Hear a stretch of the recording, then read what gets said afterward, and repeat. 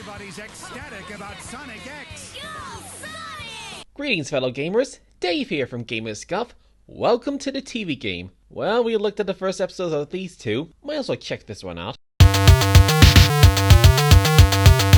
This was the only occasion where we got a Sonic series that was also an anime.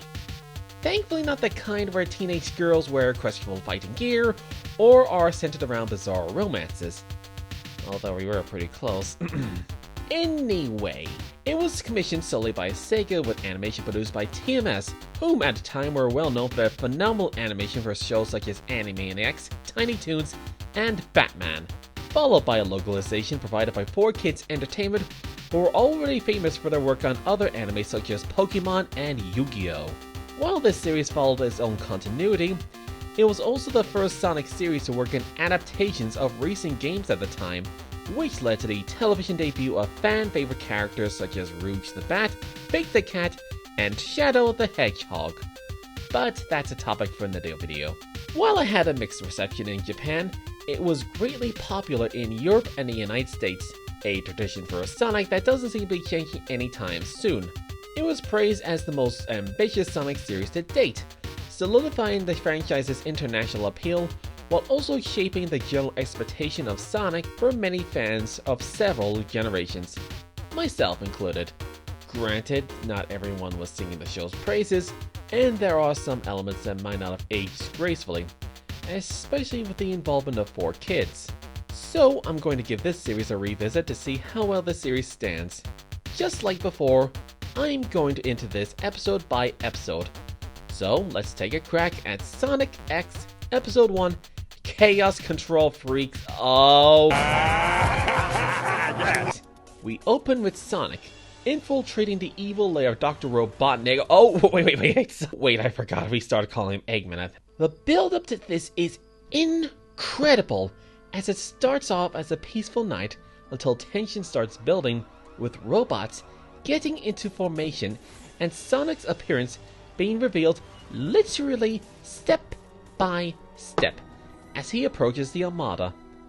All that's missing is someone saying, So it begins. This episode wastes no time getting into the action as Sonic dashes through the base, outmaneuvering the attacks of every machine found there, resulting in an intense and highly kinetic chase. It showcases Sonic's abilities as a superhero while hinting at his cocky nature.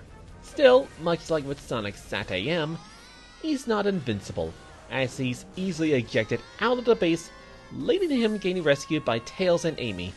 They provide him with a power ring, enabling him to fly back and wreak havoc on the robots with what I can only describe as a powered-up version of his iconic Spin Dash move. Also, on a side note, the power rings were also a thing in Sonic Sat-AM, which I may or may not have forgotten to mention in the previous review.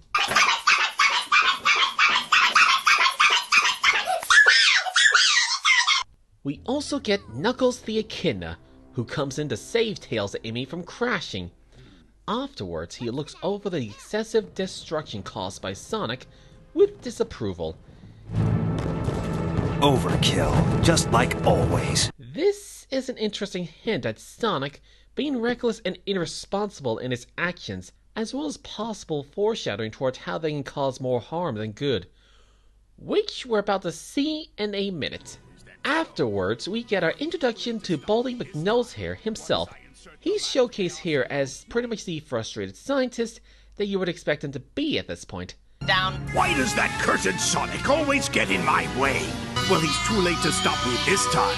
Once I insert the last Chaos Emerald, my energy amplifier will be invincible.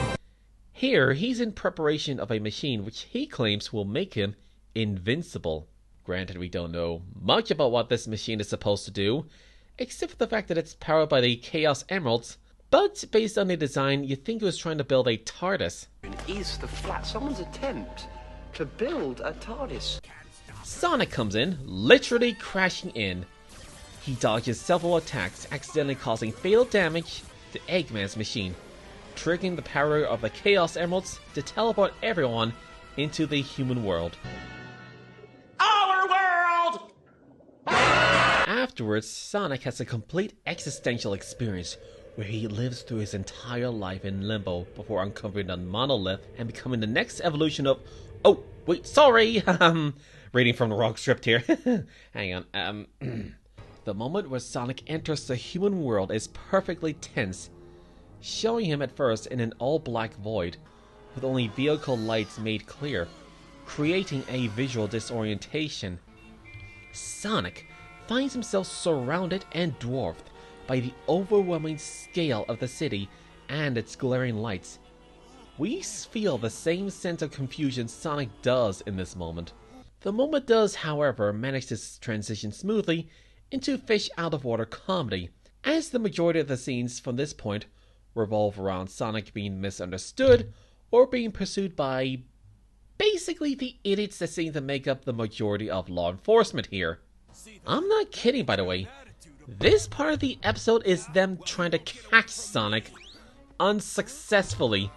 Even when they think they've got him, he ends up surprising them in a hilariously but amazing fashion. They make the cast from Police Academy look somewhat competent. Let's do it! Okay, Sarge, I think I got his leg. I got him around the neck, Sarge! All right, let's pull him out at the count of 3. 1, 2, 3!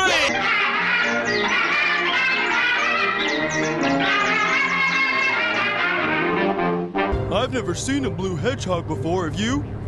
It must be one of them fancy new sports cars from overseas. Hey, if we catch it, maybe the captain will let us drive it. Dial? Don't you worry. This hedgehog can't get under us, around us, or through us.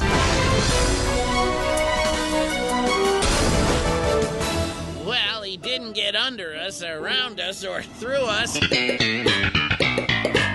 This leads to the introduction of the Speed Team with their leader, Sam Speed. A division of the police force made entirely of Formula 1 race car drivers who somehow got rid of the majority of criminals in the city. This is both super cool and super ridiculous at the same time. Actually on brand for this franchise now that I think of it. After a brief moment where Sonic tries to figure out what happened to his friends, he encounters the S-Team, resulting in what I can only describe as a street race between Sonic the Hedgehog and several Formula 1 race cars. This is a perfect opportunity to showcase Sonic's speed as well as his playful nature, with a mix of action and comedy thrown in.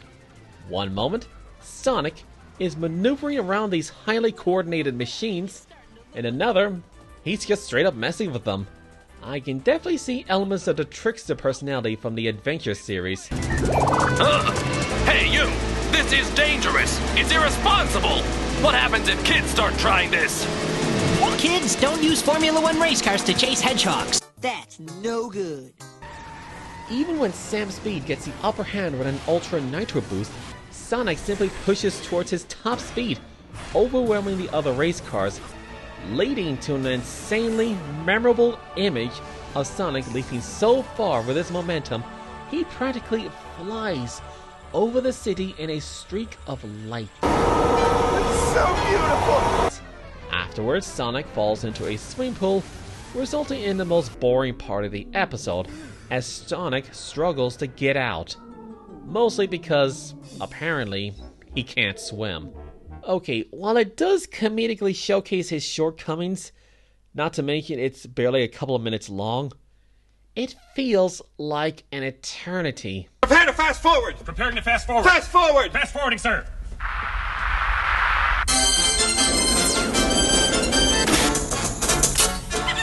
No, go past this part. In fact, never play this again. Thankfully, this does lead to a satisfying moment as Sonic finds himself becoming E.T. as he is being rescued by a young lad named Christopher Christopher Thorndyke. Now, a lot can be said about this kid in particular, but that's a topic for another time. My name's Christopher. Do you have a name? Yeah, I have a name. My name is Sonic the Hedgehog. And so ends Chaos Control Freaks.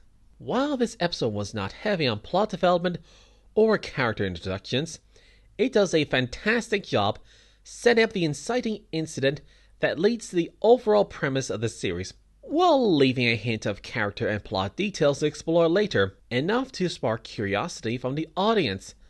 Apart from that, the focus here is more on the action and comedy of the various situations Sonic gets into, showcasing that this series will be a perfect blend of both. This episode does a phenomenal job getting us hooked back into this series, and I hope to return to Sonic X hungry for more. Any other TV shows based on video games that you would like me to look at later on? Leave your thoughts in the comments below. In the meantime, this is Dave from Gamers Guff, signing off. Bye! Congratulations, fellow gamers! You've reached the end of the video. Thanks so much for watching and hanging out with us here at Guffworks. If you want more videos about cartoons and or video games like this, then be sure to subscribe and click on the bell so you won't miss what's coming next. We post new videos every 2 weeks on a Sunday, along with new shorts posted every single Monday, Wednesday, and Saturday.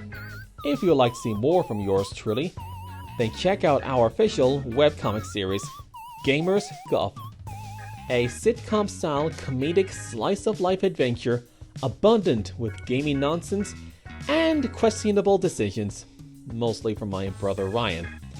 Links in the description. More videos are waiting on the screen, so I'll catch you in the next one. See you then!